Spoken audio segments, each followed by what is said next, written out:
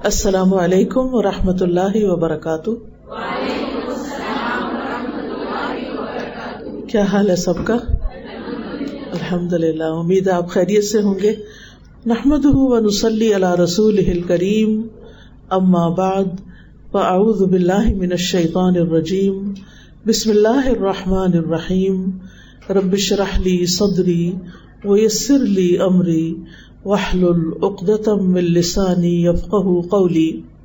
الحمد للہ العزیز الوہاب الکریم المنان، من علی المؤمنین بالہدایۃ للایمان وجزاہم علی ایمانہم بالرضا والجنان وجمع لہم السعادۃ فی الدارین والفوز فی الحیاتین، نحمدہ حمدا کثیرا ونشکرہ شکرا مزیدا۔ تمام قسم کی حمد اللہ سبحانہ وتعالیٰ کے لیے ہے جو عزت اور غلبے والا ہے، خوب احسان فرمانے والا ہے، نہایت معزز ہے، بہت عطا کرنے والا ہے۔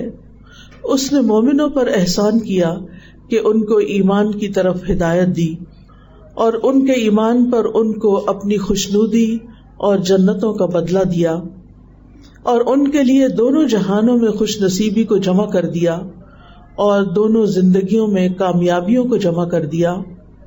ہم بہت زیادہ اللہ کی حمد و ثنا بیان کرتے ہیں اور اس کا مزید شکر ادا کرتے ہیں۔ قرآن مجید میں ہم دیکھتے ہیں کہ اللہ سبحانہ تعالی عمومی طور پر یا ایھا الذین آمنوا کہہ کے مردوں اور عورتوں سب کو خطاب کرتے ہیں، لیکن سورۃ الاحزاب میں خصوصی طور پر مردوں کے ساتھ ساتھ عورتوں کا ذکر بھی الگ طور پر کیا گیا ہے۔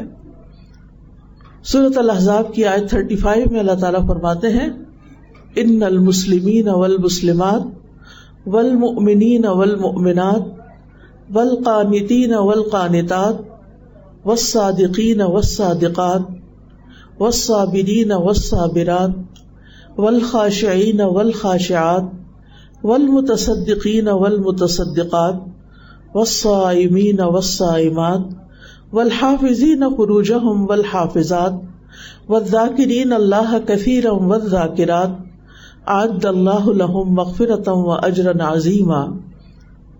یقیناً مسلمان مرد اور مسلمان عورتیں، مومن مرد اور مومن عورتیں، فرما بردار مرد اور فرما بردار عورتیں، سچ بولنے والے مرد اور سچ بولنے والی عورتیں، صبر کرنے والے مرد اور صبر کرنے والی عورتیں، خشوع کرنے والے مرد اور خشوع کرنے والی عورتیں، صدقہ دینے والے مرد اور صدقہ دینے والی عورتیں، روزہ رکھنے والے مرد اور روزہ رکھنے والی عورتیں، اپنی شرمگاہوں کی حفاظت کرنے والے مرد اور اپنی شرمگاہوں کی حفاظت کرنے والی عورتیں، اور اللہ کو کثرت سے یاد کرنے والے مرد اور کثرت سے یاد کرنے والی عورتیں، ان سب کے لیے اللہ نے بخشش اور بہت بڑا اجر تیار کر رکھا ہے۔ تو اس سے پتہ چلتا ہے کہ اسلام میں عورت کی حیثیت کو الگ طور پر ریکگنائز کیا گیا ہے، وہ مرد کا حصہ نہیں ہے، وہ ایک الگ شناخت رکھتی ہے، اس کے اپنے اعمال ہیں، اس کی اپنی صفات ہیں، وہ اپنے اعمال کی خود ذمہ دار ہے، وہ ایک ذمہ دار ہستی ہے، وہ انسانیت کا آدھا حصہ ہے۔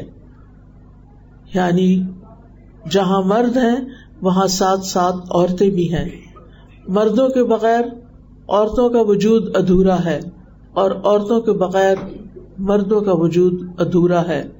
آپ سوچئے کسی ایسی دنیا کے بارے میں جہاں صرف مرد ہیں، یہاں مرد ہوتے، یا ایسی دنیا جس میں صرف عورتیں ہوتی، تو یہ دنیا اس طرح نہ ہوتی۔ تو اللہ سبحانہ تعالیٰ نے اپنی خاص حکمت کے تحت انسانوں کو مرد اور عورت کے جوڑے کی شکل میں پیدا کیا۔ قرآن مجید میں آتا ہے، انا خلقناکم من ذکر و انثی، کہ ہم نے تمہیں ایک مرد اور ایک عورت سے پیدا کیا۔ تو انسانیت کی تخلیق میں، انسانیت کی تکمیل میں ان دونوں کا کردار ہے، اور دونوں ہی اپنا اپنا رول پلے کرتے ہیں. اور جب سے دنیا بنی ہے، آغاز سے ہی، بلکہ دنیا میں آنے سے پہلے ہی، آدم علیہ السلام کے ساتھ حوا علیہ السلام کو ان کی کمپنی کے لیے پیدا کیا گیا. دنیا میں نہ صرف یہ کہ مرد اور عورت ایک جوڑے کی شکل میں ہے، بلکہ دنیا میں ہر چیز ایک جوڑے کی شکل میں ہے. صرف اللہ رب العزت کی ذات وحدہ لا شریک لہ کی ذات ہی ایک اکیلی ذات ہے. قل هو اللہ احد اللہ الصمد لم یلد ولم یولد ولم یکن لہ کفوا احد. اس کا کوئی ہمسر نہیں، اس کے کوئی برابر نہیں، اس کا کوئی ساتھ نہیں. وہ تنہا ہے، اکیلا ہے، وہ نہ ہی ہے اور نہ شی ہے، وہ اپنی ذات میں منفرد ہے. کیونکہ عام طور پر لوگ ان بحثوں میں پڑ جاتے ہیں کہ وہ مذکر ہے یا مؤنث ہے. تو اللہ سبحانہ وتعالی انسانوں کی ان ساری خصوصیات سے ابو ہے. ہم دیکھتے ہیں کہ ہمارے دین میں اعمال کے اجر کے اعتبار سے عورتیں مردوں کے برابر ہیں. سورۃ آل عمران میں آتا ہے فاستجاب لهم ربهم انی لا اضیع عمل عامل منکم من ذکر او انثی بعضکم من بعض. سو ان کے پروردگار نے ان کی دعا قبول کرتے ہوئے فرمایا، میں کسی عمل کرنے والے کے عمل کو خواہ مرد ہو یا عورت ہو ضائع نہیں کروں گا، کیونکہ تم دونوں ایک دوسرے کا حصہ ہو. یعنی دونوں مل کر ایک دوسرے کو کمپلیمنٹ کرتے ہو، ایک دوسرے کی تکمیل کرتے ہو، کیونکہ مرد کے بغیر عورت اور عورت کے بغیر مرد ادھورا ہے. لہذا یہ دونوں مل کر انسانیت کی تخلیق کرتے ہیں اور دنیا میں بھی بہت سارے کام کرتے ہیں. کیونکہ کوئی بھی کام عام طور پر بھی دیکھا جائے تو کوئی ایک فرد تنہا نہیں کر سکتا. اسی طرح ایک خاندان کی تعمیر کے لیے، ایک خاندان کی تکمیل کے لیے اور دیگر بہت سے کاموں کے لیے ایک دوسرے سے تعاون کی ضرورت ہوتی ہے. قرآن مجید میں اللہ تعالیٰ فرماتے ہیں والمؤمنون والمؤمنات، مومن مرد اور مومن عورتیں بعضهم اولیاء بعض، ان میں سے بعض یعنی وہ ایک دوسرے کے اولیاء یعنی مددگار ہیں، ایک دوسرے کے ساتھی ہیں. یأمرون بالمعروف وینہون عن المنکر، وہ نیکی کا حکم دیتے ہیں اور برائیوں سے روکتے ہیں. یعنی مومن اپنی ذات کے اعتبار سے، جیسے عمومی طور پر مومنوں کے بارے میں جیسے فرمایا گیا انما المؤمنون اخوہ، کہ مومن آپس میں بھائی بھائی ہیں، اور پھر مومنوں میں کچھ مرد ہیں اور کچھ عورتیں ہیں تو وہ بھی ایک دوسرے سے نیکی کے کاموں میں تعاون کرنے والے ہیں، ایک دوسرے کے حریف نہیں ہیں، ایک دوسرے کے دشمن نہیں ہیں، ایک دوسرے کے مخالف نہیں ہیں، بلکہ وہ ایک دوسرے کے مددگار ہیں. تو اسلام جہاں عمومی طور پر معاشرے کے اندر ایک ہارمنی پیدا کرتا ہے، آپس میں اتفاق، اتحاد اور محبت سے رہنے کا درس دیتا ہے، وہاں اسی طرح مرد اور عورت کے بیچ میں بھی اتفاق اور اتحاد کی فضا قائم کرتا ہے، نہ کہ دشمنی کی اور ایک دوسرے کے مقابلے کی اور ایک دوسرے کو لیٹ ڈاؤن کرنے کی. اسلام سے پہلے دور جاہلیت میں عورت کے ساتھ بہت بدسلوکی کی جاتی تھی. اس وقت دنیا کی تاریخ میں جانے کا وقت نہیں ہے کہ ہر ملک کے اندر، ہر علاقے کے اندر، ہر تہذیب کے اندر عورتوں کا استحصال کیا گیا. صرف اسلام سے پہلے ہی کی بات کروں گی کہ وہاں عورت کو جینے کا حق نہیں تھا. سارے قبائل تو نہیں، لیکن بعض قبائل میں اگر بیٹی پیدا ہوتی تو اس بیٹی کو وہ زندہ دفن کر دیتے تھے، اسے جینے کا حق نہیں دیتے تھے. تو اسلام نے آ کر اسے جینے کا حق دیا.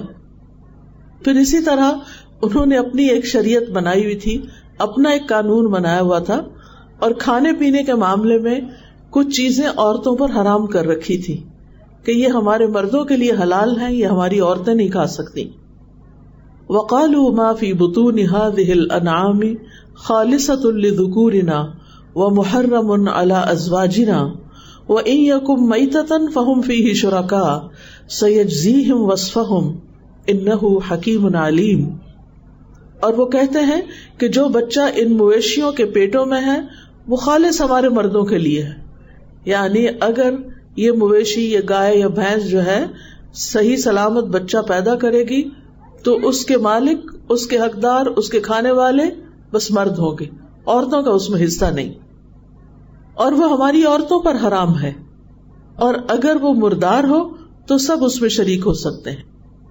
اللہ تعالیٰ فرماتے ہیں جلد ہی وہ انہیں ان کی اس غلط بیانی کا بدلہ دے گا، یعنی اللہ تعالیٰ انہیں اس ظلم پر پوچھے گا کہ یہ ان کو کس نے اختیار دیا تھا کہ کچھ چیزیں خود سے خود عورتوں پر حرام کر دیں جن کو اللہ تعالیٰ نے ان کے لیے حرام نہیں کیا۔ لہذا آج بھی آپ دیکھیں کہ عورتیں ان تمام چیزوں کی مالک ہو سکتی ہیں، انڈیپینڈنٹلی ان چیزوں کو اون کر سکتی ہیں۔ یعنی اگر کوئی عورت ڈیری فارم کا بزنس کرنا چاہتی ہے اور وہ ایک بڑے پیمانے پر جانوروں کو خرید کر ان کی مالک بننا چاہتی ہے تو اسے کوئی اسے روک نہیں سکتا، اسلام اسے اس سے نہیں روکتا۔ اسی طرح اگر کوئی عورت گوشت کھانا چاہتی ہے ان جانوروں کا تو اسلام میں عورت کے لیے کوئی حرام نہیں ہے، لیکن دور جاہلیت میں اس طرح کی چیزیں عورتوں کے لیے ممنوع کر دی گئی تھی۔ اور جہاں تک لڑکیوں کے وجود کا تعلق ہے، جن کو وہ اپنی ذات کے لیے باعث ننگ و عار سمجھتے تھے اور پیدا ہوتے ہی زمین میں گاڑ دیتے تھے، تو قرآن مجید میں اس کی بھی شدید مذمت کی گئی۔ اللہ تعالیٰ فرماتے ہیں وَإِذَا الْمَوْءُودَةُ سُئِلَتْ بِأَيِّ ذَنبٍ قُتِلَتْ، اور زندہ درگور لڑکی سے پوچھا جائے گا کہ وہ کس جرم میں ماری گئی، اسے کیوں مارا گیا۔ اسی طرح نہ صرف یہ کہ مویشی جانور بلکہ دیگر چیزوں کے بارے میں بھی زمانے جاہلیت میں عورت کو کسی چیز کا مالک بننے کا حق نہیں تھا، یعنی وہ کوئی پراپرٹی اپنے نام پر نہیں کر سکتی تھی، کوئی بزنس اپنے نام پہ نہیں کر سکتی تھی، کوئی چیز اپنے نام پہ نہیں خرید سکتی تھی، وراثت میں عورت کو حصہ نہیں ملتا تھا، صرف مرد ہی وارث بنا کرتے تھے، وراثت کا جتنا بھی مال ہوتا تھا وہ مردوں میں تقسیم ہوتا تھا، عورت کے حصے میں نہیں آتا تھا۔ تو اللہ سبحانہ وتعالیٰ نے اس ناانصافی کو ختم کیا اور عورت کو ملکیت کا پورا پورا حق دیا کہ وہ اپنے نام پر اپنی مرضی سے جو بھی وہ خریدنا چاہتی ہے یا اس کے پاس جو بھی مال ہے وہ اس سے خود تجارت کر سکتی ہے، اس کو اپنے پاس رکھ سکتی ہے، اپنی مرضی سے خرچ کر سکتی ہے۔ اور اس میں ہم دیکھتے ہیں کہ جیسے حضرت خدیجہ رضی اللہ تعالی عنہا ہیں تو دور جاہلیت میں وہ تجارت کیا کرتی تھی اور بہت بڑے بزنس کی مالک تھی، تو دور اسلام میں انہیں اس سے منع نہیں کیا گیا۔ یہ الگ بات ہے کہ انہوں نے اپنا سارا مال، اپنے سارے ریسورسز رسول اللہ صلی اللہ علیہ وسلم کی مدد میں، آپ کے کام میں تعاون کرتے ہوئے خرچ کر دیے تھے، اور پھر بالآخر ان کے پاس کچھ نہیں رہا تھا، اور اس قربانی پر اللہ سبحانہ وتعالیٰ نے ان کو بہت بڑا اعزاز دیا، ان کے لیے سلام بھیجا، یعنی جبریل علیہ السلام اللہ تعالیٰ کی طرف سے پیغام لے کر آئے حضرت خدیجہ کے لیے، اور انہوں نے آ کے خوشخبری دی اور کہا کہ یہ خدیجہ آ رہی ہیں اور ان کے ہاتھ میں کچھ کھانے کی چیز ہے، ان کے لیے جنت میں موتیوں کا محل ہوگا جس میں کسی قسم کا کوئی شور اور ڈسٹربنس نہیں ہوگی۔ تو جب ایک عورت کوئی قربانی کرتی ہے یا ایک عورت کسی قسم کی سیکریفائس کرتی ہے تو اللہ سبحانہ تعالیٰ اس کے لیے بھی بلند مقامات اور درجات رکھتے ہیں۔ اسی طرح قرآن مجید میں حضرت آسیہ کی مثال ملتی ہے، اور خاص طور پر مومنوں کے لیے ان کو بطور مثال پیش کیا گیا ہے۔ ضرب اللہ مثلا للذین آمنوا امرأۃ فرعون، اللہ سبحانہ تعالیٰ نے ان لوگوں کے لیے جو ایمان لائے ہیں فرعون کی بیوی کی مثال پیش کی ہے۔ اذ قالت رب ابن لی عندک بیتا فی الجنہ، جب اس نے کہا کہ اے میرے رب میرے لیے اپنے پاس جنت میں ایک گھر بنا دے، یعنی ان کو فرعون نے جب بہت تنگ کیا اور بہت سزائیں دی اور ان کے ہاتھوں میں کیل گاڑ دیے اور پاؤں میں بھی، اور ان کو کھانا پینا بھی نہیں دیا جاتا تھا، اور فرعونی جو تھے ان کو طرح طرح کی سزائیں دیتے تھے، تو اس وقت انہوں نے اللہ تعالیٰ سے یہ دعا کی تھی کہ اللہ اب مجھے دنیا میں نہیں رہنا، میرے لیے اپنے پاس یعنی مجھے اپنا قرب عطا کر دے، اور میں اپنے ایمان سے ہٹنے والی نہیں، اپنے ایمان کو چھوڑنے والی نہیں، لیکن میرے لیے اپنے پاس جنت میں گھر بنا دے۔ تو اللہ سبحانہ وتعالیٰ نے ان کو دنیا میں ہی جنت میں گھر دکھا دیا۔ وہ فرعونی جب سزا دے دے کے تھک جاتے تھے اور تھوڑی دیر کے لیے رکتے تو فرشتے ان کو جنت کا گھر دکھاتے تو مسکرانے لگتی۔ تو وہ سوچتے کہ شاید ان کو کوئی جنون لاحق ہو گیا ہے کہ اتنی تکلیف اٹھا کر یہ مسکرا رہی ہیں، اور وہ مسکرا رہی تھی اپنے آئندہ کی قیامگاہ کو دیکھ کر. تو انہوں نے اس وقت دعا کی کہ اللہ مجھے فرعون اور اس کے عمل سے بچا لے اور ظالم لوگوں سے نجات دے دے. اسی طرح اللہ سبحانہ وتعالیٰ قرآن مجید میں مریم بنت عمران یعنی حضرت عیسیٰ علیہ السلام کی والدہ کی مثال پیش کرتے ہیں، اور ان کی خاص خوبی کا ذکر کرتے ہیں کہ جس نے اپنی شرمگاہ کی حفاظت کی تو ہم نے اس میں اپنی روح سے پھونک دیا، یعنی عیسیٰ علیہ السلام کو بغیر کسی مرد کے پیدا کیا، اور اس نے اپنے رب کی باتوں اور اس کی کتابوں کی تصدیق کی اور وہ اطاعت کرنے والوں میں سے تھی. یہ مریم علیہ السلام کی صفات قرآن مجید میں خاص طور پر بیان ہوئی ہیں کہ وہ کتنی اعلیٰ درجے کی خاتون تھی کہ جنہوں نے ایک طرف اپنی عزت و عصمت کی حفاظت کی. اللہ سبحانہ وتعالیٰ کی طرف سے ان پر ایک امتحان تھا کہ بغیر باپ کے بغیر شادی کے ان کا بچہ پیدا ہوا، اور پھر اللہ تعالیٰ نے ان کی پاک دامنی اور عصمت کی قرآن مجید میں تصدیق کی. اور اس کے ساتھ یہ ہے کہ ان کی خاص صفات یہ بھی بیان کی کہ وہ اتنے امتحان سے گزرنے کے باوجود بھی اپنے رب کی باتوں کی تصدیق کرنے والی تھی، یعنی اللہ تعالیٰ کے احکامات کو ماننے والی اور اس کی کتابوں کی تصدیق کرنے والی. تو اس سے یہ پتہ چلتا ہے کہ مریم علیہ السلام جو تھی وہ پڑھی لکھی خاتون تھی، اور تورات اس سے پہلے نازل ہوئی تھی تو اس کی بھی تصدیق کرنے والی تھی. اور تصدیق کا مطلب یہ کہ اس کو ویریفائی کرنے والی تھی یا اس کو کنفرم کرنے والی تھی کہ واقعی یہ اللہ سبحانہ وتعالیٰ ہی کی طرف سے ہے، اور وہ اطاعت گزار لوگوں میں سے تھی. اللہ سبحانہ وتعالیٰ خاص طور پر نبی صلی اللہ علیہ وسلم کو فرماتے ہیں وَاذْكُرْ فِي الْكِتَابِ مریم، اس کتاب میں مریم کا ذکر کیجیے علیہ السلام. اذ انتبذت من اہلها مکانا شرقیہ، جب وہ مشرقی جانب اپنے گھر والوں سے الگ ہو کر چلی گئی تھی. اور یہ مریم علیہ السلام کی بہت بڑی فضیلت ہے کہ صرف وہ واحد خاتون ہیں جن کا نام لے کر قرآن مجید میں ذکر کیا گیا ہے، اور اسی طرح یہ ہے کہ ان کی تعریف بیان کی گئی، اور 34 بار 34 ٹائمز قرآن مجید میں ان کے نام کا ذکر آتا ہے. اور پھر اللہ تعالیٰ نے فرشتوں کے ذریعے ان کو براہ راست خطاب بھی کیا. وَإِذْ قَالَتِ الْمَلَائِكَةُ يَا مَرْيَمُ إِنَّ اللَّهَ اصْطَفَاكِ وَطَهَّرَكِ وَاصْطَفَاكِ عَلَى نِسَاءِ الْعَالَمِينَ. اور جب فرشتوں نے کہا کہ اے مریم، بے شک اللہ نے تجھے چن لیا، تجھے پاک کر دیا اور سب جہانوں کی عورتوں پر تمہیں فضیلت عطا کی، یعنی ہر دور کی خواتین کے لیے تم ایک مشعل راہ ہو. کس بنا پر اللہ تعالیٰ نے ان کو ہمارے لیے ایک رول ماڈل بنایا کہ انہوں نے نمبر 1 اپنی عزت و عصمت کی حفاظت کی، کہ وہ کوئی باغی خاتون نہیں تھی، وہ کسی حرام کام میں نہیں پڑی، انہوں نے کسی مرد سے ناجائز تعلقات قائم نہیں کیے. دوسری چیز یہ ہے کہ وہ اپنے رب کی فرما بردار تھی، یعنی جس طرح رب نے چاہا انہوں نے کیا، اور انہوں نے کوئی شکوہ نہیں کیا. جس حال میں بھی اللہ نے ان کو رکھا انہوں نے اس میں رہنا قبول کیا. اور پھر یہ کہ وہ پڑھی لکھی خاتون تھی، کتابوں کی تصدیق کی. تو ایسی خواتین کے جو نمونے ہیں وہ ہمارے سامنے قرآن مجید میں بھی ہیں.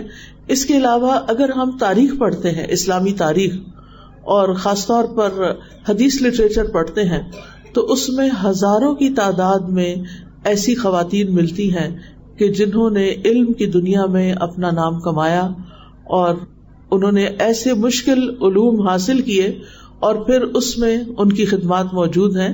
ڈاکٹر اکرم ندوی ہیں، کیمبرج یونیورسٹی میں ہوتے ہیں، بیسیکلی انڈین مسلم اسکالر ہیں. انہوں نے ایک کتاب لکھی ہے جو کئی والیوم میں ہے، جس میں ہزاروں کی تعداد میں ان خواتین کا ذکر کیا گیا، اور یہ کتاب محدثات کے نام سے ہے کہ جنہوں نے حدیث یعنی قرآن مجید کے بعد جو بڑا سورس ہے مسلمانوں کی ہدایت کے لیے وہ حدیث ہے، تو اس فن کے اندر انہوں نے مہارت پیدا کی. اور اس میں ہم دیکھتے ہیں کہ خاص طور پر یہ کہا جاتا ہے کہ مردوں کے اندر تو حدیث میں بہت سے ایسے راوی بھی پیدا ہوئے کہ جن کو کذاب بھی کہا جاتا ہے، یا انہوں نے غلط روایات بھی بیان کی، لیکن عورتوں میں سے ایسی نہیں ملتی. یعنی خاص طور پر اس کا ذکر تاریخ میں کیا گیا ہے کہ عورتوں نے جب حدیث کو روایت کیا تو اس میں کسی قسم کا جھوٹ نہیں ملایا. پھر اسی طرح ہم دیکھتے ہیں کہ قرآن مجید میں اللہ سبحانہ تعالیٰ ایک عورت کی شکایت 7ویں آسمان کے اوپر سنتے ہیں قد سمع اللہ قول التی تجادلک فی زوجہا وتشتکی الی اللہ، یقیناً اللہ نے اس عورت کی بات سن لی جو اپنے شوہر کے بارے میں آپ سے جھگڑ رہی تھی، یعنی رسول اللہ صلی اللہ علیہ وسلم کے پاس آ کر اپنا معاملہ پیش کر رہی تھی اور اللہ سے شکایت کر رہی تھی کہ اس کے شوہر نے اس کے ساتھ کیسی زیادتی کی ہے، کیسا ظلم کیا ہے، کہ اس کی جوانی اس کے ساتھ گزری اور بڑھاپے کی عمر میں اس نے اس کو ایک طرح کی طلاق دی جو اس دور میں زہار کی شکل میں دی جاتی تھی، جب بیوی کی پیٹھ کو ماں کی پیٹھ کی طرح کہہ دیا جاتا تھا۔ تو اللہ سبحانہ تعالیٰ نے اس عورت کے مسئلے کو سنا اور اس کا حل پیش کیا، اور سزا کے طور پر مرد کے اوپر جو اس کا کفارہ ہوا وہ یہ کہ 2 مہینے کے مسلسل روزے رکھے، اس سے پہلے کہ وہ اپنی بیوی کو ہاتھ لگائے۔ تو یہ چند باتیں میں کتاب اللہ سے اس لیے پیش کر رہی ہوں تاکہ اس بات کا احساس ہو کہ اللہ تعالیٰ نے عورت کو ایک عزت دی ہے، ایک مقام دیا ہے، اور اللہ سبحانہ تعالیٰ نے ان کے مزاج کا بھی قرآن میں ذکر کیا، اور جو لوگ عورتوں پر جھوٹا الزام لگائے ان کی خاص طور پر سزا بھی بیان کی۔ سورۃ النور میں اللہ تعالیٰ فرماتے ہیں ان الذین یرمون المحصنات الغافلات المؤمنات لعنوا فی الدنیا والآخرہ ولہم عذاب عظیم، بے شک وہ لوگ جو پاک دامن بے خبر مومن عورتوں پر تہمت لگاتے ہیں، یعنی زنا کی تہمت لگاتے ہیں، دنیا اور آخرت میں لعنت کیے گئے ہیں، یعنی اللہ سبحانہ تعالیٰ کی رحمت سے دور ہیں اور ان کے لیے بہت بڑا عذاب ہے۔ یعنی عورت کی عزت و عصمت جو ہے وہ اس کے لیے ایک خاص معنی رکھتی ہے، تو اس کو یوں پروٹیکٹ کیا گیا اور کسی کو بھی اس کی اجازت نہیں دی گئی کہ وہ ظلم اور زیادتی کریں۔ نبی صلی اللہ علیہ وسلم اپنے متعدد خطبات میں، اپنی تعلیمات میں مردوں پر عورتوں کے حق کو واضح فرماتے ہیں۔ سنن ترمذی میں آتا ہے رسول اللہ صلی اللہ علیہ وسلم نے فرمایا ان لکم علی نسائکم حقا ولنسائکم علیکم حقا، خبردار رہو مردوں کے حق عورتوں پر ویسے ہی ہیں جیسے عورتوں کے مردوں پر حقوق ہیں، یعنی تمہارے لیے عورتوں پر حق ہے اور عورتوں کے لیے تم پر حق ہے، دونوں کے فرائض بھی ہیں اور دونوں کی ذمہ داریاں بھی ہیں۔ نبی صلی اللہ علیہ وسلم بیوی کے حق کی وصیت کرتے ہوئے کہتے ہیں، حضرت عبداللہ ابن عمرو ابن العاص کہتے ہیں کہ رسول اللہ صلی اللہ علیہ وسلم نے مجھ سے فرمایا، اے عبداللہ، مجھے بتایا گیا ہے کہ تم دن کو مسلسل روزے رکھتے ہو اور رات کو مسلسل قیام کرتے ہو۔ میں نے عرض کیا، ہاں اے اللہ کے رسول، ایسا ہی کرتا ہوں۔ آپ نے فرمایا، ایسا نہ کرو، روزہ رکھو اور رات کو قیام بھی کرو اور آرام بھی کرو، یعنی روزہ رکھو بھی اور نہیں بھی رکھو، یعنی کبھی رکھو اور کبھی نہیں رکھو۔ تیرے جسم کا تجھ پر حق ہے، تیری آنکھوں کا تجھ پر حق ہے اور تیری بیوی کا تجھ پر حق ہے، یعنی اپنی بیوی کو بھی ٹائم دو، صرف عبادت میں ہی مشغول نہ رہو۔ اگر دیکھا جائے تو عبادت ایک بہت اہم فریضہ ہے، اللہ تعالیٰ خوش ہوتے ہیں جو رات کو قیام کرتا ہے، جو انسان یا دن کو روزہ رکھتا ہے، لیکن یہاں پر اس میں بھی اعتدال قائم کرنے کو کہا گیا۔ فرض روزے تو اپنی جگہ ہیں ہی، لیکن نفلی روزے جو ہیں ان کے بارے میں خاص طور پر تاکید کی گئی ہے۔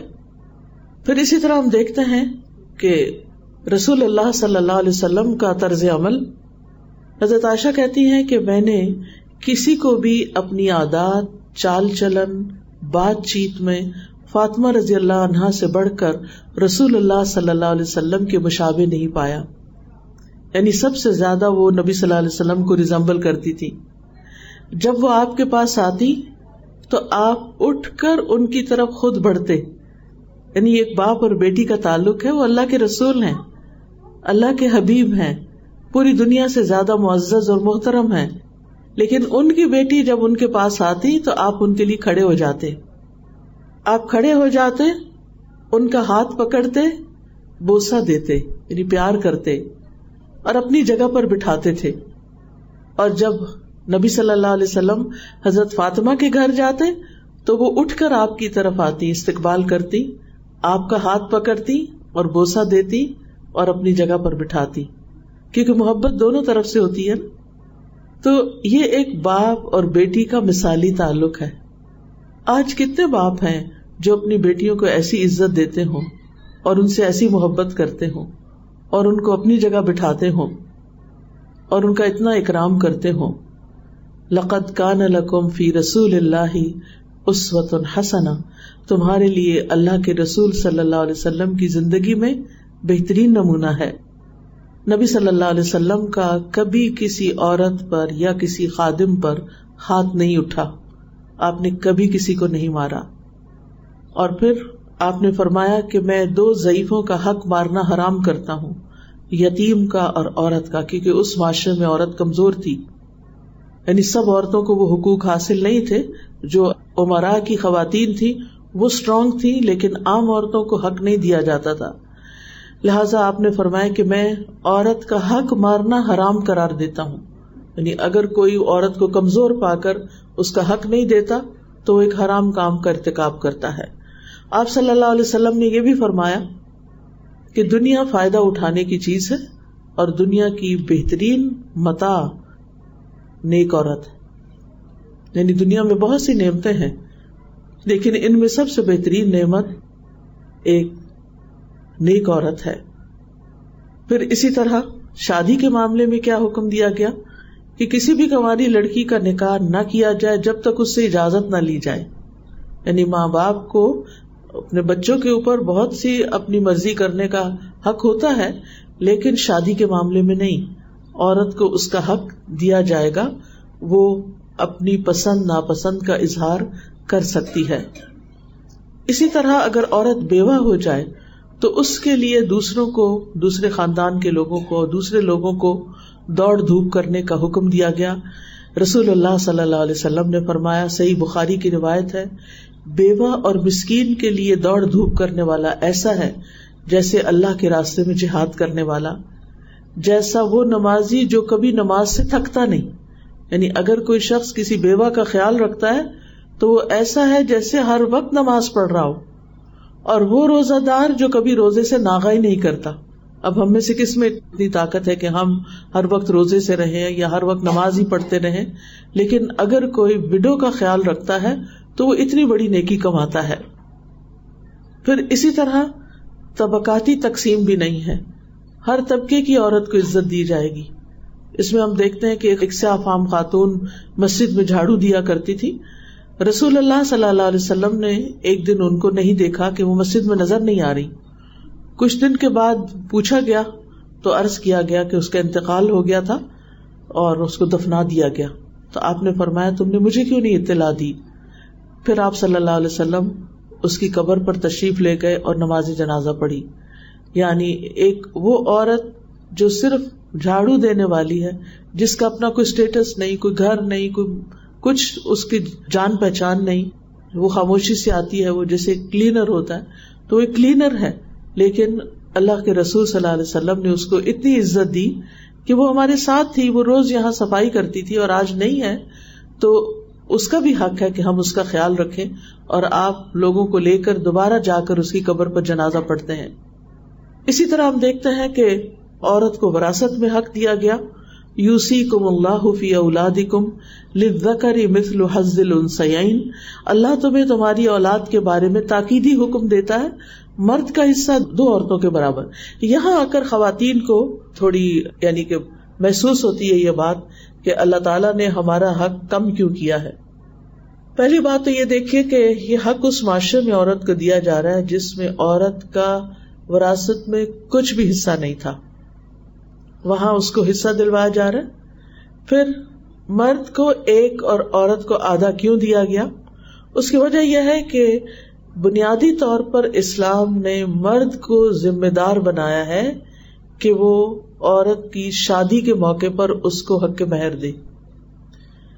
پھر یہ کہ شادی کے بعد اس کی تمام ضروریات، بنیادی بیسک نیڈز جو ہیں، جس میں اس کا کھانا پینا، اس کی ٹریولنگ، اس کا علاج معالجہ، یہ سب چیزیں مرد کی ذمہ داری ہیں اور اس کے لیے مرد کو کمانا ہے. اب آپ دیکھیے کہ جیسے اگر کسی کو وراثت میں حصہ ملتا ہے، ایک بھائی ہے اور ایک بہن ہے، بھائی کو ڈبل ملا، بہن کو 1 حصہ ملا. اب یہ کہ بھائی کی شادی ہونی ہے بھائی کو اپنی بیوی کو بھی دینا ہے, گھر بھی تیار کرنا ہے, اور پھر شادی کے بعد بیوی پہ خرچ بھی کرنا ہے. دوسری طرف عورت کو جو آدھا ملا ہے اس میں اس پر کوئی رسپانسبلٹی نہیں, نہ گھر بنانے کی, نہ شوہر کو دینے کی, نہ کسی اور کو دینے کی. وہ اپنی خوشی سے جو بھی کرنا چاہتی کرے. یہ مال اس کا اپنا مال ہے, اس کا ذاتی مال ہے. وہ چاہے صدقہ خیرات کرے, وہ چاہے اپنے پیرنٹس کو دے, وہ چاہے اپنے بچوں پہ خرچ کرے, وہ چاہے کسی بھی ویلفیئر کے کام میں لگا دے. مرد کو حق ہی نہیں کہ وہ اس سے سوال کرے کہ تمہارے وہ پیسے کہاں ہیں جو تمہارے باپ نے تمہیں دیے تھے. مرد کو اس سے کوئی سروکار نہیں. باپ نے دیے, بیٹی کو ملے, اب بیٹی کی مرضی, وہ چاہے تو شوہر کو بھی دے سکتی, یعنی اس میں بھی کوئی حرج نہیں. حتیٰ کہ عورت اگر مرد کے مقابلے میں زیادہ مالدار ہے, بعض کیسز میں ایسا ہوتا ہے, یعنی مرد کے پاس بزنس ہے مثلاً, سارا تباہ ہو گیا یا جاب چلی گئی, اب مرد کے ہاتھ میں کچھ نہیں رہا, لیکن اس کے مقابلے میں عورت فائنینشلی اسٹرانگ ہے, تو ایسی صورت میں عورت کی جو زکوٰۃ نکلتی ہے وہ زکوٰۃ اس کے پیرنٹس یا بچوں پہ نہیں لگتی, لیکن وہ زکوٰۃ وہ اپنے شوہر کو دے سکتی.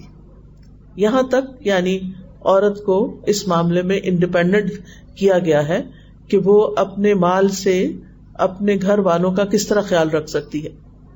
پھر اسی طرح عورت کی گواہی کے بارے میں بعض اوقات کنفیوژن پایا جاتا ہے کہ یہ کیوں کہا جاتا ہے کہ مردوں میں سے 2 گواہ ہوں اور 2 مرد نہ ہوں تو 1 مرد اور پھر 2 عورتیں ہوں. تو بنیادی طور پر یہ یاد رکھیے کہ ہر معاملے میں ایسا نہیں ہے, یہ صرف فائنینشیل میٹرز میں ہے, اور اس میں بھی ان میٹرز میں, یعنی ہر فائنینشیل ٹرانزیکشن پر یہ بات نہیں کی جا رہی, صرف ان معاملات میں ہے جہاں کوئی ہیوی ٹرانزیکشنز ہیں یا بڑے بڑے کانٹریکٹس ہوتے ہیں, تو اس میں بھی 1 مرد کی گواہی نہیں ہے, مرد بھی 2 ہونے چاہیے.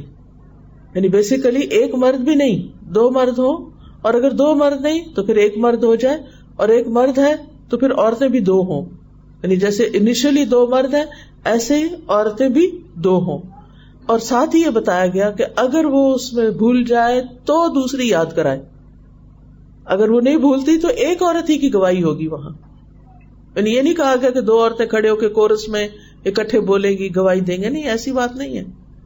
اور دوسری بات یہ ہے کہ عمومی طور پر یہ دیکھا گیا ہے کہ جو مالی معاملات ہیں اسلام کی روح سے دیکھا جائے تو یہ مرد کی ذمہ داری, یعنی کاروبار کرنا, گھر چلانا, خرید و فروخت, اور یہ ساری چیزیں جو ہیں بنیادی طور پر مرد کی ذمہ داری.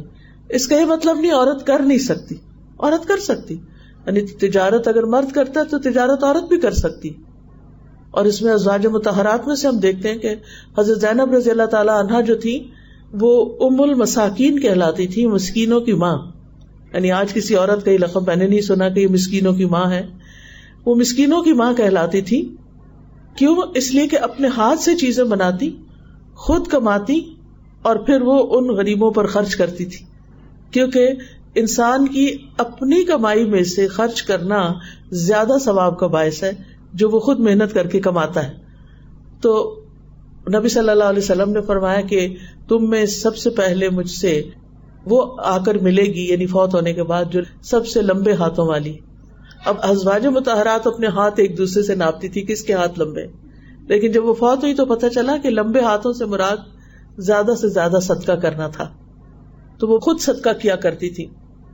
تو اس سے یہ پتہ چلتا ہے کہ عورت کام کر سکتی ہے, جاب کر سکتی ہے, اور بزنس کر سکتی ہے, لیکن یہ اس کی رسپانسبلٹی نہیں ہے.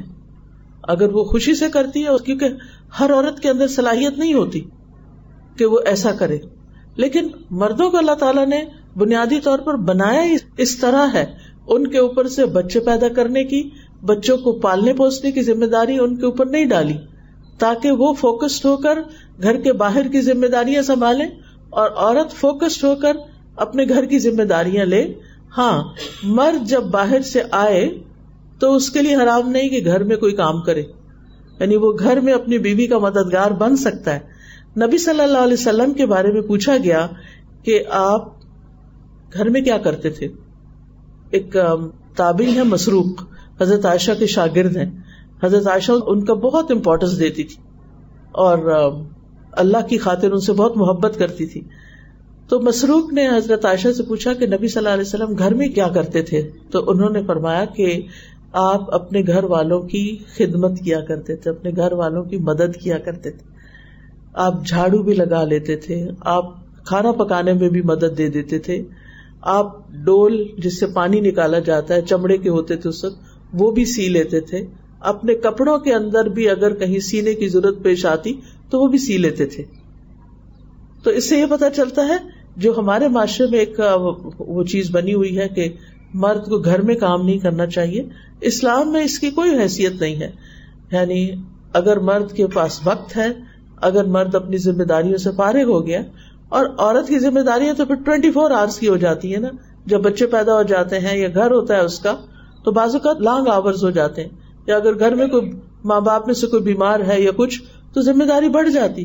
تو ایسی صورت میں مرد کو باہر سے آ کر اگر عورت کی مدد کرنی پڑے تو اس میں کوئی حرج کی بات نہیں ہے. پھر اسی طرح عورت بھی اگر اپنی بنیادی ذمہ داریوں سے فارغ ہوگی، آپ دیکھیں کہ جب تک عورت کی شادی نہیں ہوتی تو اس کے پاس بہت وقت ہوتا ہے پڑھنے کا، پڑھانے کا، جاب کرنے کا، بزنس کرنے کا، جو بھی اس نے کرنا ہے اللہ تعالیٰ کی بتائی ہوئی حدود کے اندر رہ کر، کیونکہ اس میں اس کی عزت ہے تو وہ کر سکتی ہے. لیکن جب شادی ہو جاتی ہے تو پھر اس کی بیسک بنیادی رسپانسبلٹی گھر ہو جاتی ہے. یعنی جس طرح مرد کی بنیادی رسپانسبلٹی گھر سے باہر کی ہے، لیکن گھر آ کر والنٹریلی وہ گھر کے کام بھی کر سکتا ہے، کیونکہ یہ ہمارے نبی صلی اللہ علیہ وسلم کی سنت میں سے ہے. اسی طرح عورت کی بنیادی ذمہ داری جس کے بارے میں اس سے سوال ہوگا وہ گھر کی ذمہ داری ہے، لیکن اگر وہ اپنی ان ذمہ داریوں سے وقت نکال سکتی ہے، ان کو اچھی طرح مینج کر لیتی ہے اور باہر کی ذمہ داریاں ادا کرتی ہے اپنی صلاحیت کے مطابق، جو بھی اس کو اللہ تعالیٰ نے جس چیز کے لیے بھی صلاحیت دی ہے، مختلف قسم کے فیلڈز ہیں جس میں وہ کام کر سکتی ہے، تو اس میں کوئی حرج کی بات نہیں ہے. اب مرد سے جو سوال کیا جائے گا وہ اس کی بنیادی ذمہ داریوں کے بارے میں کیا جائے گا کہ اس نے بیوی کا نان نفقہ دیا یا نہیں، اس نے کمائی کی یا نہیں. وہ صرف اس لیے تو نہیں آرام سے بیٹھا ہوا کہ بیوی کماتی ہے، میرا کام چلتا ہے، مجھے کیا ضرورت ہے کام کرنے کی، اور سارا بوجھ وہ اس پہ ڈال دیتا ہے. تو یہ ظلم ہے، یہ زیادتی ہے. لیکن دوسری طرف عورت سے جو سوال کیا جائے گا اس کی بنیادی ذمہ داریوں کا، اس کے گھر کی، کہ اس نے اپنے گھر کو کیسے مینج کیا اور اس میں اپنے بچوں کی تربیت کیسے کی. کیونکہ نبی صلی اللہ علیہ وسلم نے فرمایا کلکم راعن وکلکم مسئول عن رعیتہ، تم میں سے ہر شخص نگران ہے اور ہر شخص سے اس کی رعایا کے بارے میں سوال کیا جائے گا. فالمرأۃ راعیۃ فی بیت زوجہا ومسئولۃ عنہا، عورت اپنے شوہر کے گھر میں نگران ہے اور اس سے اس کے بارے میں پوچھا جائے گا. یعنی عورت سے جو سوال ہوں گے قیامت کے دن اس سے اس کے گھر کے بارے میں پوچھا جائے گا. اور یہ بہت انصاف کی تقسیم ہے، ایک باہر کا کام کر رہا ہے، ایک اندر کا کر رہا ہے، ایک باہر سے آ کے اندر کی مدد کر رہا ہے اور ایک اندر سے باہر کی مدد کرے، اٹس فائن. لیکن اگر کوئی مرد گھر آ کر مطلب اتنا تھکا ہوا ہے کہ اس کے پاس کوئی وقت نہیں کہ وہ گھر میں کچھ کنٹریبیوٹ کر سکے پریکٹیکلی، تو اسے پوچھا نہیں جائے گا. اسی طرح اگر ایک عورت گھر سے باہر کام نہیں کرنا چاہتی تو اس سے پوچھا نہیں جائے گا، اس سے سوال نہیں ہوگا. لیکن اپنے اپنے میدان میں اگر وہ اپنی ذمہ داریاں نہیں نبھاتے تو پھر اس سے سوال کیا جائے گا. پھر اسی طرح ہم دیکھتے ہیں کہ علمی میدان میں ہر دور میں خواتین نے بہت ذمہ داری ادا کی. اس میں ازواج مطہرات کو تو خاص طور پر حکم دیا گیا. کیا فرمایا وقرن فی بیوتکن ولا تبرجن تبرج الجاہلیۃ الاولی واقمن الصلاۃ وآتین الزکاۃ واتعن اللہ ورسولہ انما یرید اللہ لیذھب عنکم الرجس اہل البیت ویطہرکم تطہیرا واذکرن ما یتلی فی بیوتکن من آیات اللہ والحکمہ ان اللہ کان لطیفا خبیرا. اور اپنے گھروں میں ٹکی رہو، یعنی ازواج مطہرات کے لیے خاص حکم تھا کیونکہ وہ ان کا سٹیٹس بہت ہائی تھا، تو ان کو عام عورتوں کی طرح باہر گھومنے کی اجازت نہیں تھی. اس کا مطلب نہیں کہ ضروری کام وہ مساجد میں بھی جاتی تھی، مسجد نبوی میں بھی جاتی تھی، وہ حج عمرے کے لیے بھی جاتی تھی، لیکن عمومی طور پر جیسے باقی خواتین گھر سے نکلتی تھی تو ان کو کہا گیا کہ وہ گھر میں رہیں اور پہلی جاہلیت کے زیب و زینت ظاہر کرنے کی طرح اپنی زینت ظاہر نہ کریں، کیونکہ دور جاہلیت میں عورت جو تھی وہ اپنی بیوٹی اور اپنے کپڑے اور اپنا سب کچھ یعنی اس طرح پہنتی تھی کہ وہ مردوں کو اٹریکٹ کرے، تو اس سے بھی منع کیا گیا. اور نماز قائم کرو اور زکوٰۃ دو اور اللہ اور اس کے رسول کا حکم مانو. اللہ تو یہی چاہتا ہے کہ تم سے گندگی دور کر دے اے گھر والو، اے اہل البیت، اور تمہیں پاک کر دے خوب پاک کرنا. اور تمہارے گھروں میں اللہ کی جن آیات اور دانائی کی باتوں کی تلاوت کی جاتی ہے انہیں یاد کرو، ان کا ذکر کرو. گویا ازواج مطہرات کو یہ ذمہ داری دی گئی کہ وہ جو قرآن مجید ان کے گھروں میں نازل ہو رہا ہے اور جو احادیث مبارکہ نبی صلی اللہ علیہ وسلم بیان کرتے ہیں وہ بھی ان کا علم حاصل کریں اور ان کو آگے بیان کریں. یہی وجہ ہے کہ ہم دیکھتے ہیں کہ خاص طور پر حضرت عائشہ جن کی شادی ینگ ایج میں ہو گئی تھی اور جس پہ بہت اعتراض اٹھائے جاتے ہیں، انہوں نے نبی صلی اللہ علیہ وسلم سے علم کا ایک بہت بڑا ذخیرہ لیا اور بعد میں انہوں نے اس کو سکھایا. اسی لیے آپ کی روایات کی تعداد 2000 سے اوپر ہے جو نبی صلی اللہ علیہ وسلم سے علم سیکھ کر انہوں نے آگے سکھایا تھا. تو امہات کا ایک علمی مقام ہے. ابو موسیٰ الاشعری کہتے ہیں جب ہم اصحاب رسول پر کسی حدیث میں کبھی کوئی مشکل پیش آئی تو ہم نے سیدہ عائشہ سے پوچھا تو ہم نے ان کے ہاں اس حدیث کے بارے میں معلومات پائیں. جب ہمیں کوئی علمی مسئلہ پیش آتا تھا تو ہم ان سے پوچھتے تھے اور وہ اس کا جواب دیا کرتی تھی. ام عطیہ انصاریہ کہتی ہیں میں نے رسول اللہ صلی اللہ علیہ وسلم کے ہمراہ 7 غزوات میں حصہ لیا، یعنی ام عطیہ نے 7 جنگوں میں حصہ لیا. میں خیموں میں رہ کر مجاہدین کے لیے کھانا تیار کرتی تھی. ام شریک ایک انصار کی غنی عورت تھی، مالدار عورت تھی اور اللہ کے راستے میں بہت خرچ کرتی تھی. ان کے ہاں بہت مہمان آیا کرتے تھے، یعنی نبی صلی اللہ علیہ وسلم کے جو مہمان آتے، وفد آتے، تو وہ ان کے لیے کھانے کا انتظام کرتی تھی. اسی طرح ربیہ کہتی ہیں کہ ہم جہاد میں رسول اللہ صلی اللہ علیہ وسلم کے ساتھ جاتی، زخمیوں کو پانی پلاتی، ان کا علاج کرتی اور زخمیوں اور مقتول لوگوں کو مدینہ میں اٹھا کر لے آتی. اسی طرح حضرت سعد رضی اللہ عنہ کو جب غزوہ خندق میں بازو کی رگ پہ زخم آیا اور ان کا بہت بلڈ لاس ہوا تو ان کی حالت بہت خراب ہو گئی، تو نبی صلی اللہ علیہ وسلم نے ان کو حضرت رفیدہ کے ہاں پہنچا دیا کیونکہ اس وقت وہ زخمیوں کے علاج کی بہت ماہر خاتون تھی.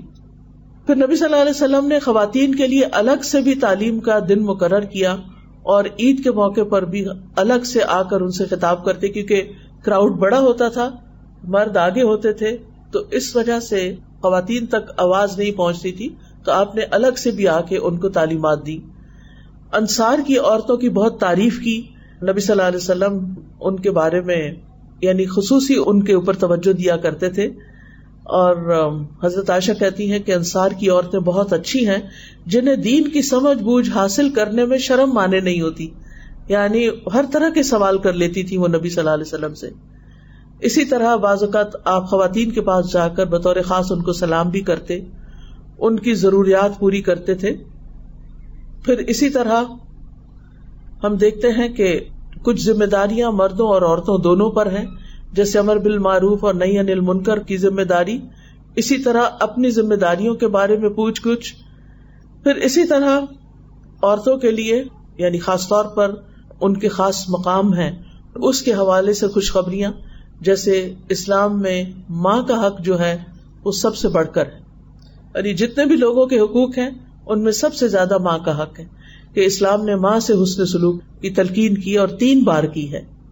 یعنی باپ کے مقابلے میں ماں کو 3 حق دیے ہیں جب وہ ماں بنتی ہے.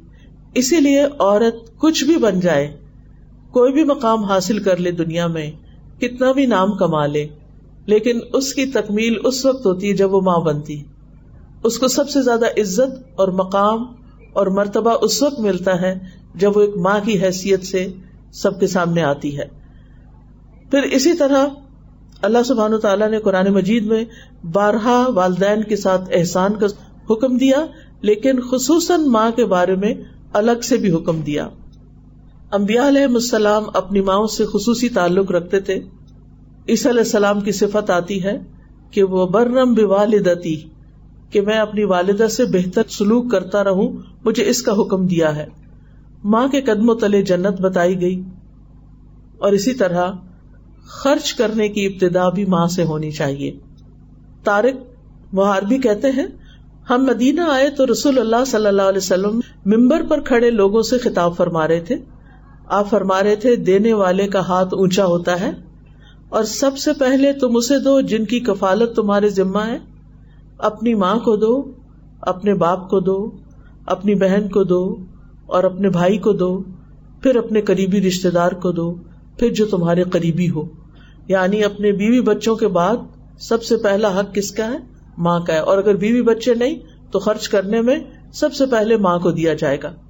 اور اس میں الحمدللہ ہم دیکھتے ہیں کہ ہمارے معاشرے میں آج تک یہ روایت باقی ہے کہ بہت سے جو نوبل پیپل ہوتے ہیں وہ خاص طور پر ماؤں کو الگ سے دیتے ہیں تاکہ وہ اپنی خوشی سے اور اپنی مرضی سے جو چاہیں خرچ کر سکیں.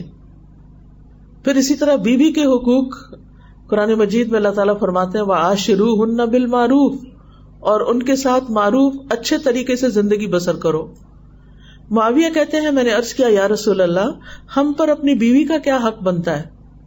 آپ نے فرمایا جب تم کھاؤ تو اسے بھی کھلاؤ، جب تم پہنو یا کماؤ تو اسے بھی پہناؤ. یعنی صرف اپنے کپڑے نہیں خرید لو بلکہ اس کے بھی ساتھ خریدو، اور صرف اپنا کھانے کی فکر نہیں کرو بلکہ اس کی بھی فکر کرو. اس کے چہرے پر نہ مارو، اسے گالیاں مت دو، اور اگر اسے الگ کرو تو گھر میں ہی کرو. یعنی بعض اوقات ناراضگی ہو جاتی ہے دونوں کے بیچ میں تو بیوی کو چھوڑ کے گھر سے نہ نکل جاؤ، کیونکہ بعض مرد جو ہم اس طرح کے ظلم و زیادتی کرتے ہیں. آج ہی ناشتے کے وقت ایک خاتون میرے پاس آئی تو کہنے لگی کہ میرے شوہر 9 سال پہلے مجھے اور بچوں کو چھوڑ کے گھر سے چلا گیا، کسی بات پہ ناراضگی ہوئی اور وہ کسی صورت واپس آنے کو نہیں مان رہا. میری زندگی میں سب کچھ ہے، گھر ان کے نام ہے، بچوں کا خرچہ بھی دیتا ہے، سب کچھ ہے، لیکن وہ کہتی کہ میں شوہر کی کمی محسوس کرتی، کوئی ہو جو اس کو منا کے واپس لے آئے. یعنی بعض اوقات ہم کسی کے رویے سے بہت تنگ بھی پڑ جاتے ہیں، عورت مرد کے بیچ میں بھی، کسی بھی ریلیشن شپ میں بعض اوقات، حتیٰ کہ ماں باپ اور بچوں کے بیچ میں بعض اوقات ایسی چیزیں پیدا ہو جاتی ہیں کہ ایک دوسرے سے تنگ ہو جاتے ہیں. تو اصل کامیاب زندگی یہی ہوتی ہے کہ انسان اختلاف کے باوجود ساتھ مل کے چلتا رہے. کبھی بھی ایسا نہیں ہو سکتا کہ کسی کے ساتھ ہماری 100% ذہن کی سوچ کی ہر چیز ویو ملتی ہو، یہ نہیں ہو سکتا. ہر انسان الگ ہے، ہر انسان ایک یونیک آئیڈینٹی رکھتا ہے، اس کی اپنی سوچ ہوتی ہے، وہ اپنے طریقے پر چیزوں کو انالائز کرتا ہے. لہذا اختلاف کا ہونا لازم ہے. یہ ہو ہی نہیں سکتا کہ دو لوگ ہوں اور ان میں کوئی اختلاف نہ ہو. رائے کا، پسند ناپسند کا، ایون کھانے کے اندر بھی دیکھتے ہیں کہ ہسبینڈ کچھ چاہتا ہے، بیوی کچھ پسند کرتی ہے، تو کوئی نہیں، دونوں چیزیں پکا لی جائیں، دونوں رکھ دی جائیں. بعض اوقات اے سی کے اوپر جھگڑا شروع ہو جاتا ہے، ایک اے سی لگانا چاہتا ہے، ایک نہیں لگانا چاہتا. یہ چھوٹی چھوٹی مثالیں ہیں جو روز مرہ کی پریکٹیکل لائف کی ہیں. تو ایسی بہت ساری چیزیں ہوتی ہیں. تو یہ تو ہوتا ہے، لیکن اس کا سولوشن نکالا جا سکتا ہے. ناراض ہونا حل نہیں، ایک دوسرے کو قرض کرنا حل نہیں، اپنے آپ کو جلانا اور کڑنا حل نہیں. ان چیزوں کا آپس میں بیٹھ کے کمیونیکیشن کر کے ڈسکس کر کے سولوشن نکالا جائے کہ جس میں دونوں کمفرٹیبلی ایک چھت کے نیچے رہتے ہوئے ایک دوسرے کے ساتھ چلیں. کیونکہ جن میاں بیوی کے درمیان بہت زیادہ اختلاف ہو جاتا ہے، پھر وہ اختلاف بچوں میں نظر آنے لگتا ہے، بچوں کی شخصیت پر اس کے اثرات ہوتے ہیں اور نسلوں پر وہ برے اثرات جاتے ہیں بعض اوقات. اور نبی صلی اللہ علیہ وسلم نے بھی یہ فرمایا تھا کہ عورت شوہر کی ناشکری نہ کرے، کیونکہ شوہر کے بغیر وہ رہ بھی نہیں سکتی. یعنی ہم جتنا بھی کہیں کہ ہمیں مردوں کی ضرورت نہیں، ہم انڈیپینڈنٹ ہیں، ہم بہادر ہیں، ہم فائنینشلی انڈیپینڈنٹ ہیں، ہم سب کچھ ہیں، سب کچھ ہو سکتے ہیں، ایسا نہیں کہ نہیں. لیکن بہرحال یہ چیز فطرت میں اللہ نے دونوں کو ایک دوسرے کی ضرورت بنایا. یعنی اگر کوئی مرد کہے کہ نہیں مجھے عورت کی ضرورت نہیں، میں اس کے بغیر اکیلا بھی رہ سکتا ہوں، تو بڑی انہونی سی بات ہے. ہو سکتا ہے وہ غلط راستے اختیار کرے. اور اسی طرح عورت جو ہے وہ کہے کہ مجھے کسی کی ضرورت نہیں، میں انڈیپینڈنٹلی رہ سکتے ہیں، سبھی رہ سکتے ہیں، زندگی سبھی کی گزر جاتی ہے. اور جب شوہر فوت ہو جاتے ہیں یا بیوی فوت ہو جاتی ہے تب بھی باقی زندگی گزر ہی جاتی ہے.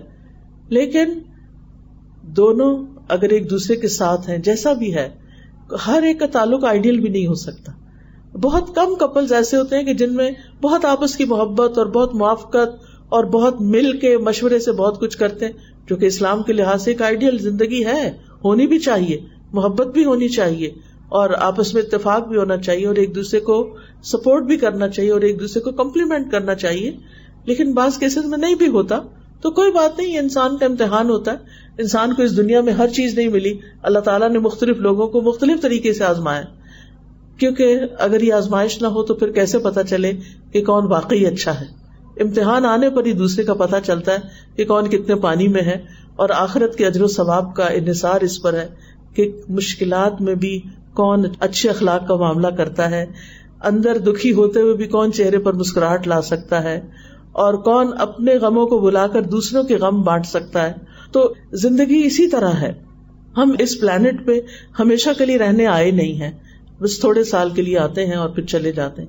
شروع سے ایسے ہی ہو رہا ہے اور ایک دن یہ پلانٹ بھی ختم ہو جائے گا اور ہم سب بھی یہاں سے چلے جائیں گے. اللہ نے ہم مسلمانوں کے لیے ایک اور زندگی رکھی ہے اور وہ جنت کی زندگی ہے، لیکن اس کے لیے کوالیفائی کرنا ضروری ہے. جن چیزوں کے لیے اللہ تعالیٰ نے حکم دیا کہ وہ ان کو کرنا ہے، ہم کو وہ کرنا ہے. جو فرائض ہیں ہمارے ان کو پورا کرنا ہے. کچھ چیزوں کو ہم خوشی سے کر لیتے ہیں، کچھ چیزیں ہمارے لیے امتحان بن جاتی ہیں، ان کو ناخوشی سے کرتے ہیں. لیکن جو چیز خوشی سے کرتے ہیں اس کے مقابلے میں اس کا اجر زیادہ ہے جو ہم تکلیف سے کرتے ہیں، کیونکہ مومن کو تو ایک کانٹا بھی چبھتا ہے تو اس کے لیے اجر ہی اجر ہے. تو بہرحال بیوی کے حقوق ہیں، بیوی پر معروف طریقے سے خرچ کرنا وہ بھی صدقہ ہے. حتیٰ کہ نبی صلی اللہ علیہ وسلم نے فرمایا جب آدمی اپنی بیوی کو پانی پلاتا ہے تو اسے اجر دیا جاتا ہے، کیونکہ بیویاں تو پلاتی رہتی ہیں لیکن ہسبینڈ کم ہی ہوتے ہیں کہ جو اٹھ کے بیوی کو پانی دیں. تو ارباز بن ساریہ اس حدیث کے راوی ہیں. وہ کہتے ہیں جب میں نے یہ حدیث سنی تو اٹھا اور اپنی بیوی کو پانی پلایا اور اسے بھی یہ حدیث سنائی. پھر اسی طرح نبی صلی اللہ علیہ وسلم کی اپنی زندگی کی مثال ہے کہ وہ حضرت عائشہ سے سب سے زیادہ محبت کرتے تھے. آپ سے پوچھا گیا کہ آپ کو کس سے زیادہ محبت ہے تو آپ نے فرمایا عائشہ سے. پوچھا گیا مردوں میں سے تو کہا اس کے والد سے. یعنی آپ نے کبھی اس میں جھجک محسوس نہیں کی کہ اپنے دل کے یا جذبات کا اظہار کریں کہ مجھے واقعی عائشہ سے محبت ہے. اور پھر یہ کہ محبت کا عملی اظہار بھی کرتے. حضرت عائشہ کہتی ہے میں حیض کی حالت میں پانی پیتی اور برتن نبی صلی اللہ علیہ وسلم کو دیتی. آپ برتن اسی جگہ منہ رکھ کر پانی پیتے جہاں سے میں نے منہ رکھ کے پانی پیا ہوتا. میں حالت حیض میں ہڈی سے گوشت کھا کر آپ کو دیتی اور آپ اسی جگہ سے کھاتے جہاں سے میں نے کھایا ہوتا. کیونکہ بعض لوگوں کے ہاں حالت حیض میں عورت ناپاک ہے اور اس کا پسینہ بھی ناپاک ہے اور سب کچھ ہی ناپاک ہے، حالانکہ ایسا نہیں ہے. اس حال میں بھی نبی صلی اللہ علیہ وسلم پانی بھی ان کے گلاس میں پی لیتے اور گوشت بھی وہاں سے کھا لیتے جہاں سے حضرت عائشہ نے کھایا ہوتا. پھر اسی طرح بیوی کے ساتھ گزرے ہوئے اچھے وقت کی تعریف کرنا، بیوی کو وقت دینا.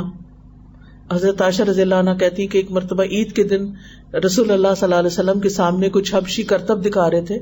میں نے آپ کے کندھے پر سر رکھ کر انہیں دیکھا تو آپ نے اپنا کندھا میرے لیے جھکا دیا، نیچے کر دیا، اور میں سر رکھ کر دیکھتی رہی اور جب میرا دل بھر گیا تو میں واپس آ گئی. لیکن آپ نے مائنڈ نہیں کیا کہ تم کہاں جا رہی ہو، کیونکہ بعض حضرات جو ہیں وہ اب بیوی ساتھ بیٹھ کے ٹی وی نہ دیکھے تو اس پر ناراض ہو جاتے ہیں کہ تم میرا ساتھ نہیں دیتی، حالانکہ بیوی کا انٹرسٹ کچھ اور ہوتا ہے اور میاں کا کچھ اور ہوتا ہے. تو ان چیزوں کا بھی آپس میں ایک دوسرے کا خیال رکھنا چاہیے. پھر اسی طرح نبی صلی اللہ علیہ وسلم نے سفر میں ان کے ساتھ دوڑ لگائی، 2 دفعہ کا یہ واقعہ ملتا ہے. اور پھر اسی طرح آپ صلی اللہ علیہ وسلم ہمیشہ جب حضرت عائشہ کوئی فرمائش کرتی تو پوری کر دیا کرتے تھے.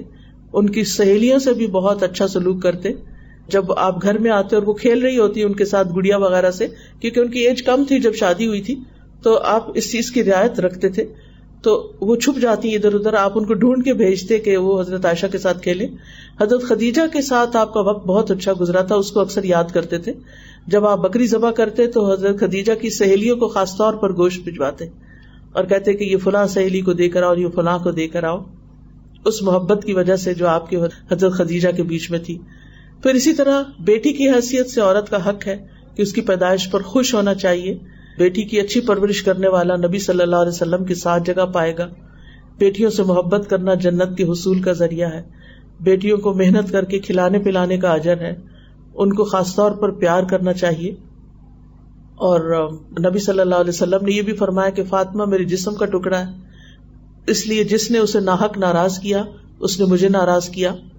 ایک اور جگہ پر فرمایا فاطمہ میرے جسم کا ٹکڑا ہے، جو چیز اسے پریشان کرتی ہے وہ مجھے بھی پریشان کرتی ہے، جو چیز فاطمہ کو خوش کرتی ہے وہ مجھے بھی خوش کرتی ہے. قیامت کے دن سب حسب نسب منقطع ہو جائیں گے ماں سوائے میرے نسب، رشتہ داری، قرابت اور دامادگی کے، یعنی وہ باقی رہیں گے. پھر اسی طرح ہم دیکھتے ہیں کہ بیٹی اگر شادی شدہ بھی ہو تو بھی اس کا خیال کرنا اور اس کے پاس جانا اور ملاقات کرنا. حضرت عائشہ کہتی ہیں کہ نبی صلی اللہ علیہ وسلم صبح کے وقت اس حال میں نکلے کہ آپ اپنے اوپر ایک ایسی چادر اوڑے ہوئے تھے جس پر سیاہ بالوں سے نقش بنے ہوئے تھے، کڑھائی ہوئی تھی. اسی دوران حضرت حسن آ گئے، آپ نے ان کو اپنی چادر کے اندر کر لیا. حضرت حسین آ گئے، آپ نے ان کو بھی چادر کے اندر کر لیا. حضرت فاطمہ آئیں، ان کو بھی چادر کے اندر کر لیا. پھر حضرت علی آ گئے تو ان کو بھی اپنی چادر کے اندر کر لی. یعنی ساروں کے اوپر ایک چادر ڈال کے اکٹھے یعنی پیار محبت سے بیٹھے.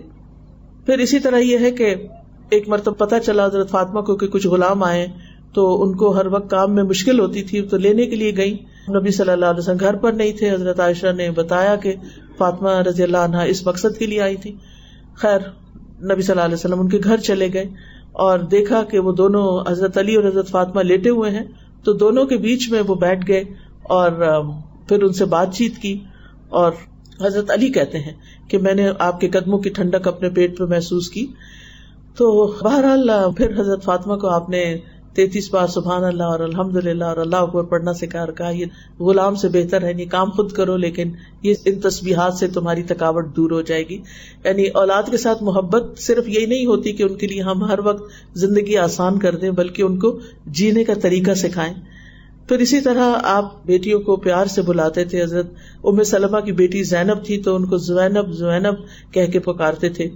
اور پھر بیٹیوں کی پرورش پر جو جنت کی خوشخبریاں دی اور ان کے ساتھ حسن سلوک کی تلقین کی. جب حضرت علی رضی اللہ عنہ نے حضرت فاطمہ کے لیے شادی کا پیغام بھیجا، پروپوزل بھیجا، تو آپ نے فرمایا یہ تمہاری ہے، بس شرط یہ ہے کہ تم اس کے ساتھ اچھے سلوک سے پیش آنا، اس کے ساتھ معاملہ اچھا کرنا. اور پھر ہم دیکھتے ہیں کہ بیٹی کے دین کی بھی فکر کی اور پھر آپ ان کو توجہ بھی دیا کرتے تھے. اور بہنوں کی پرورش کا اجر بھی بتایا گیا کہ بعض صورت میں والد فوت ہو جاتے ہیں تو حضرت جابر کی مثال ہمیں ملتی ہے کہ ان کی 10-11 بہنیں تھیں اور ان کے والد شہید ہو گئے تو انہوں نے ایک بڑی عمر کی عورت سے شادی کی، حالانکہ خود نوجوان تھے، صرف اس لیے کہ وہ آ کر ان کی بہنوں کو دیکھ بھال کر سکیں. پھر اسی طرح خالہ کے رشتے میں اور پھوپھی کے رشتے میں اور چچی کے رشتے میں اور چچا کی بیٹی اور یہ تمام رشتے نبی صلی اللہ علیہ وسلم کے تھے اور ان کے ساتھ حسن سلوک کی مثالیں ہمارے دین میں ملتی ہیں. پھر اسی طرح عام خواتین کی بات بھی آپ بہت توجہ سے سنتے تھے اور ان کے مسائل حل کیا کرتے تھے. جو غلام یا یعنی خادمائیں ہوتی تھی ان کے ساتھ حسن سلوک کی تلقین کی آپ صلی اللہ علیہ وسلم نے. اور حضرت بریرہ کو جب آزاد کر دیا گیا تو ان کو اختیار دیا گیا کہ وہ اپنے شوہر کے ساتھ رہنا چاہتی ہیں یا نہیں. اور پھر اسی طرح صرف مسلم نہیں نان مسلم خواتین کے ساتھ بھی آپ صلی اللہ علیہ وسلم نے جب وہ قید ہو کے آتی بہترین سلوک کا مظاہرہ کیا. تو یہ ہمارا دین ہے کہ جس میں ہمیں یہ تعلیم دی گئی ہے کہ ہر معاملے میں ہر موڑ پر خواتین کے ساتھ حسن سلوک کیا جائے اور ہر طرح کے حقوق دیے گئے. ہمارا دین اللہ سبحانہ وتعالیٰ کی طرف سے آیا ہے اور اللہ تعالیٰ ہماری ضروریات کو ہم سے بھی زیادہ سمجھتا ہے.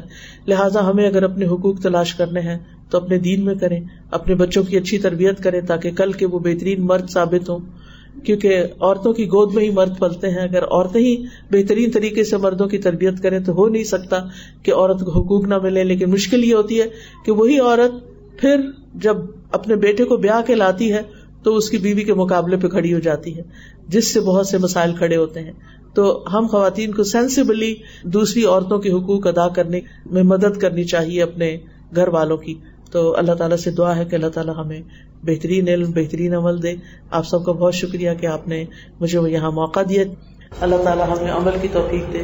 وآخر دعوانا الحمد للہ رب العالمین. السلام علیکم ورحمۃ اللہ وبرکاتہ.